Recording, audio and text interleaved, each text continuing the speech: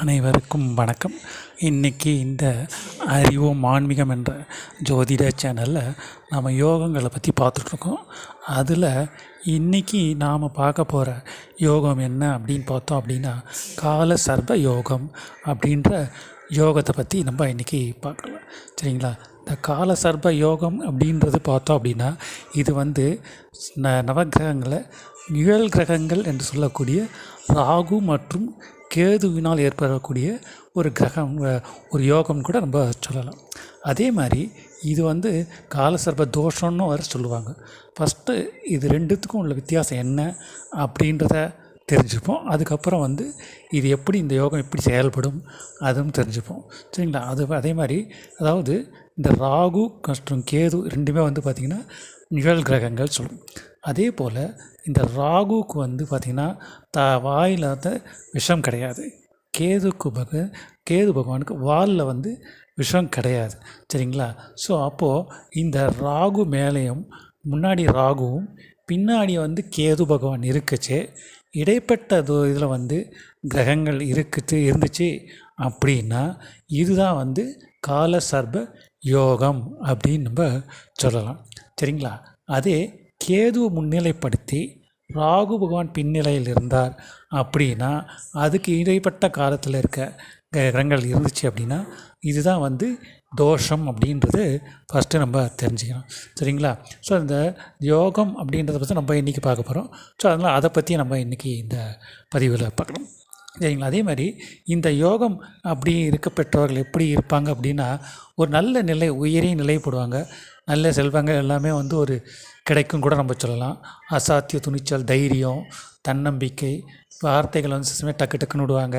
சில சமயத்தில் ஒரு நல்ல ஒரு சுலபமாக வரக்கூடிய வருமானங்கள் கூட இவங்களுக்கு இருக்குன்னு கூட நம்ம சொல்லலாம். ஆனால் இந்த யோகம் அப்படின்னு பார்க்கச்சு பொதுவாகவே இந்த ராகு கேது அப்படி இருக்கிற இடைப்பட்ட இதில் கிரகங்கள் இருந்துச்சு அப்படின்னா கூட அந்த ஜாதகருக்கு பார்த்திங்கன்னா பொதுவாகவே நடுத்தர வயது வரைக்கும் அவங்க சந்திக்காத பிரச்சனைகளே இருக்காது. தொழிலில், படிப்பில், ஆரம்ப காலத்துலேருந்தே படிப்பில் சில பிரச்சனைகள் இருக்கும். அதுக்கப்புறம் தொழிலில் சில பிரச்சனைகள் இருக்கும். திருமண தடைகள் வரும் அவங்களுக்கு.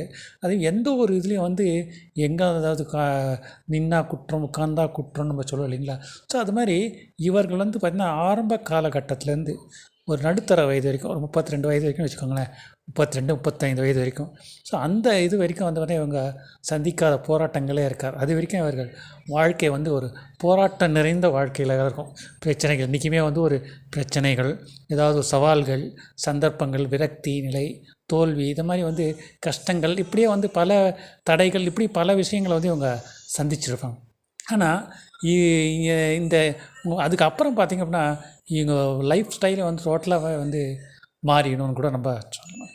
பொதுவாகவே எந்த ஒரு இது பாதிப்பு யாருக்காவது இருந்துச்சுன்னா கூட அவர்களுக்கு பிற்கால வாழ்க்கை சிறப்பாக இருக்குன்னு கூட நம்ம சொல்லலாம். ஏன்னா வாழ்க்கையை 2 பாகங்களை நம்ம பிரிக்கலாம். ஆரம்ப காலகட்டத்தில் நல்லா இருப்பவர்கள் அப்படி பார்த்திங்கன்னா பிற்கால வாழ்க்கை அவர்களுக்கு சொல்ல முடியாத பிரச்சனைகள், நிறைய சவால்களை சந்திக்கிற மாதிரி இருக்கும் கூட நம்ம சொல்லலாம். ஆனால் அதே ஆரம்ப காலகட்டத்தில் ஒரு சில பிரச்சனைகள், இந்த மாதிரி கஷ்டங்கள் இதெல்லாம் ஃபேஸ் பண்ணுறவங்க second half of the life பார்த்திங்கன்னா மிகவும் சுபிட்சமாக இருக்கும்னு கூட சொல்லலாம். இதுக்கு இன்னொரு காரணம் என்ன அப்படின்னு சொன்னால், இவங்க ஆரம்ப காலகட்டத்தில் இவங்க பட்ட வலிகள், வேதனைகள், கஷ்டங்கள், துயரங்கள், அதேமாரி சவால்கள், இந்த மாதிரிலாம் அவங்க தடைகள்லாம் இது இவங்களுக்கு ஒரு படிப்பினை கொடுக்கும். ஸோ அதுவே பிற்காலகட்டத்தில் ஒரு யோகமாக இவங்களுக்கு நல்ல அனுபவத்தை கொடுத்து ஒரு வாழ்க்கையில் ஒரு உயரிய நிலையை கொண்டு செல்லும் கூட நம்ம சொல்லலாம். அதே போல் இந்த கால சர்ப யோகம் அப்படின்னு நம்ம சொல்லச்ச இவர்களுக்கு பார்த்திங்கன்னா நல்ல ஒரு எல்லாமே ஒரு சிலருக்கு பார்த்திங்கன்னா ஈஸியாக கிடச்சிடும் எல்லாமே. அதாவது நோன்பு கும்பிட்றோன்னு சொல்கிறோம் இல்லைங்களா? ஸோ அது மாதிரி ஒரு சிலருக்கு ஈஸியாக கிடச்சிடும். அதே மாதிரி இந்த யோகம் எப்படி செயல்படுது அப்படின்னா, ஒரு சிலருக்கு பார்த்தோம் அப்படின்னா நல்லா போயிட்டே இருப்பாங்க, திடீர்னு கவுந்துடும். ஏன்னா ராகுவும் கேதுவும் மாயை. ராகு இல்லாத இருக்கிற மாதிரி காட்டும். ஸோ அப்படி இருக்கச்ச பார்த்தோம் அப்படின்னா இந்த யோகத்தில் இருக்கிறவங்களுக்கு நல்லா போயிட்டுக்குச்சு. அவங்க ஒரு கொஞ்சம் ஓரளவுக்கு பேராசைப்படாத ஓகே ஓகே அப்படின்னு ஒரு தன்னை தட்டி கொடுத்து போயிட்டே இருந்தாங்க அப்படின்னா இவர்கள் வந்து நல்ல உயரிய நிலை சாதிச்சிருவாங்க, சாதனைகள் நிறைய படிப்பாங்க, நல்ல இன்கம் நிறையா சம்பாதிப்பாங்க, வீடு வண்டி புகழ் வாகனம் எல்லாமே இருக்கும், சமுதாயத்தில் ஒரு அந்தஸ்து விஐபி எல்லாமே இருக்கும், அரசியலோட கொடி கட்டி பறப்பாங்க கூட நம்ம சொல்லலாம். ஸோ அத்தகைய வலிமை மிக்கது தான் இந்த கால சர்ப யோகம் அப்படின்றது நம்ம சொல்லலாம். அதே மாதிரி இந்த யோகம் இருக்கிற பார்த்திங்கன்னா அடிக்கடி இவங்க வந்து கனவில் வந்து பாம்பு வர்றது இருக்கும். ஸோ அதனால் வந்து இவங்க வந்து ஒரு சமயத்தில் வந்து பேசுகிறோட வார்த்தைகள் கொஞ்சம் இதுவாகிற மாதிரி கூட இருக்கும், மற்றவங்களை வந்து பாதிக்கப்படுற மாதிரி கூட இருக்குன்னு கூட நம்ம சொல்லலாம். அதே மாதிரி இவங்க வந்து லாங் டிஸ்டன்ஸ் பிரயாணங்கள் மேற்கொள்கிறவங்க இருப்பாங்க. வெளிநாடு வெளியூர்லாம் போயிருக்குச்சா வந்து இவங்களுக்கு ஒரு நல்ல முன்னேற்றத்தை கூட கொடுக்கும் அப்படின்னு கூட நம்ம சொல்லலாம். இந்த யோகமானது அப்போ தான் எவ்வளோ தள்ளியிருக்காங்களோ அந்தளவுக்கு வந்து இவங்க யோகம் வந்து அவங்களுக்கு கிட்ட வருதுன்னு அர்த்தம். ஸோ அத்தகைய நிலைப்பாடு தான் வந்து இந்த கால சர்ப யோகம் அப்படின்றது. ஸோ இது ரெண்டுமே வந்து நிழல் கிரகங்கள் தான். ஸோ அதனால் வந்துட்டு நிழல் நிஜமாகிறதுன்னு கூட நம்ம சொல்லலாம். ஸோ அதனால் வந்து இந்த யோகம் இருக்க பெற்றவர்கள் வந்து வாழ்க்கையில் வந்து நல்ல சாதிப்பார்கள் கூட நம்ம சொல்லலாம். நல்ல படிப்பு, நல்ல அந்தஸ்து, நல்ல கௌரவம், தொழிலில் நல்ல ஒரு முன்னேற்றம் இருக்கும், நல்ல இது எல்லாமே இருக்கும். இவங்கெல்லாம் வந்து லேட் எஃபெக்டை தான் கொடுக்கும். இந்த யோகமானது ஸ்லோவாக பின்னாடி பிற்கால வாழ்க்கை தான் வந்து சிறப்பாக இருக்குன்னு கூட நம்ம சொல்லலாம். அதே மாதிரி இந்த யோகம் அப்படின்னு நம்ம சொன்னால் கூட இது வந்து எல்லாருக்குமே ஒரே இடத்துல இந்த ராகு கேதுகள் இருக்காது இல்லையா? ஸோ ஒவ்வொருத்தருக்கு வந்து ஒரு இடத்துல இருக்கும். ஒருத்தருக்கு 1ஆம் இடத்துல ராகு இருக்கும், இன்னொருத்தருக்கு வந்து 1ஆம் இடத்துல கேது இருக்கும். ஸோ ஒரு அதே மாதிரி இப்படி மாறி மாறி வடித்தா வந்து இது வந்து பார்த்திங்கன்னா மொத்தம் வந்து ஒரு இந்த யோகம்ன்றதை வந்து பார்த்திங்கன்னா கிட்டத்தட்ட ஒரு 12 வகையான யோகங்கள் இருக்குன்னு கூட நம்ம சொல்லலாம். இதை பற்றி நம்ம யோகங்கள்ன்றதை பற்றி நம்ம தனியாகவே ஒரு பதிவில் போட்டிருக்கோம். ராகு கேது யோகமாக தோஷமான்றதை வந்து ராகு கேது 12 யோகங்கள் நம்ம போட்டிருக்கோம். அதாவது என்ன அப்படின்னா அனந்த கால சர்ப யோகம்னுவோம், அதுக்கப்புறம் வந்து பட்டாகா கால சர்ப யோகம்னுவோம், அதுக்கப்புறம் வந்து வாசி கால சர்ப யோகம் தோஷம் ரெண்டுமே வரும்.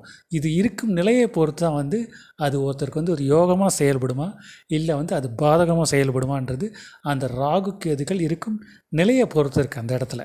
ஸோ அது சுபரோட இதில் இருந்துச்சு அப்படின்னா இது வந்து நல்ல ஒரு அமிர்த யோகம் கூட நம்ம சொல்லலாம். ஒரு நல்ல முன்னேற்றம் எல்லாமே வந்து உயரிய கொள்கை எல்லாமே வந்து இருக்குன்னு கூட நம்ம சொல்லலாம் இவங்களுக்கு. அது வந்து அதனால் அது இருக்கும். அதே மாதிரி இது வந்து ஒரு பர்டிகுலர் டிகிரியில் இருந்துச்சு அப்படின்னா ஒரு இது கூட பக்கத்தில் வெறும் ராகு கேது இருந்தால் அது வேறு மாதிரி பலன்கள் கொடுக்கும். அது கூட வேறு ஏதாவது சுபகிரகங்கள் இருக்குது அப்படின்னா அந்த சுபகிரகங்கள் ராகு வெளியே இருந்துச்சு அப்படின்னா அந்த இது வந்து அதுவும் வந்து அவங்களுக்கு வந்து ஒரு யோகமாகவே ஒரு செயல்படும் கூட நம்ம சொல்லலாம். ஸோ அத்தகைய வந்து வலிமை மிக்கது தான் வந்து இந்த கால சர்ப யோகம் அப்படின்றது நம்ம சொல்லலாம். ஸோ அதனால் இந்த யோகம் இருக்க பெற்றவர்கள் வந்து வாழ்க்கையில் வந்து ஒரு உயரிய நிலை அடைவார்கள்ன்றது எந்த சந்தேகம் இல்லைன்னு கூட நம்ம சொல்லலாம். அதான் ஏன்னா இது எப்படி வந்து பார்த்திங்கன்னா ஒரு சிலருக்கு எப்படிப்பட்ட பலன்கள் இருக்கணும். உதாரணம் சொல்கிறோன்னு வச்சுக்கோங்களேன், ஒரு சிலருக்கு வந்து இந்த யோகம் வந்து பார்த்திங்கன்னா நல்லா மேலே தூக்கி கொடுக்கும், ஆனால் வந்து திடீர்னு வந்து ஒரு இதில் போய் மாட்டிப்பாங்க. அதே போல் இது வந்து இன்னொரு விதத்தில் பார்த்தா இந்த யோகமானது இன்னொரு இதில் வந்து ஒரு சிலர் வந்து நல்லா எல்லாம் இது பண்ணுவாங்க, ஆனால் உறவுகளில் வந்து அந்தளவுக்கு வந்து இவங்களுக்கு நல்ல பேர் இருக்காது.